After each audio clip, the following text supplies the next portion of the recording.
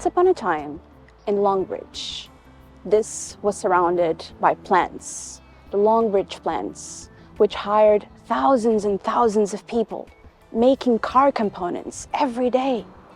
So many brands were manufactured here. Austin Morris, Rover, British Leyland, MG, even BMW owned a plant. So many brands that you might recognize today. Now, magnets made up many of these components. The alternator, the generator, the sensors that detect whether the doors are closed. Huge magnets also existed on the assembly line, where they would hold large parts in place, while workers would attach other parts around them.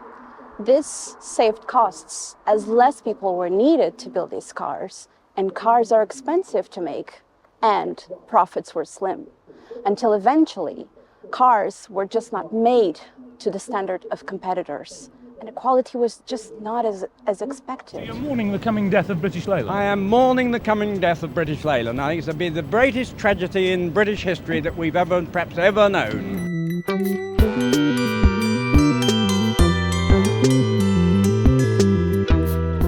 Because of that, the components often failed before they should have done. It was often quicker, cheaper, and easier to replace the whole part, rather than just a piece of the component that failed. And it was never the fault of the magnet, but rather of a connector, a piece of wire, or a spring. Because of that, the magnet was sent to landfill, at best the scrapyard with the rest of the car. But then again, who would want a component that failed? It still wasn't the magnet's fault. They just sat there, wasting away. 1, 2, 3. One day, scientists had to find an efficient way to give these old magnets new lives in a sustainable way. After all, they still worked. It was easy to find magnets, but they were all shapes and sizes, some of them huge, and it didn't fit the new uses for them. They also found different types of magnets everywhere, even in old computers, made up of rare earth elements like neodymium. Challenge upon challenge. Until in 2018, a company called Hypermag was founded by one of the professors at the University of Birmingham.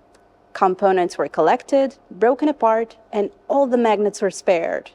Fortunately, magnets could be reformed into a powder using hydrogen. The powder is mixed and formed into a new magnet, just as powerful as they once were. No longer were they left to waste away. A new way to recycle Earth's precious elements transformed the lives of components forever. And ever since then, magnets can be recycled and be given new lives. In the generator of a wind farm, in the speaker of a baby monitor that alerts their parents to the child who is awake. A 21st century life, born from the components of the past. The moral of the story is, components can have new lives, as long as we play our part.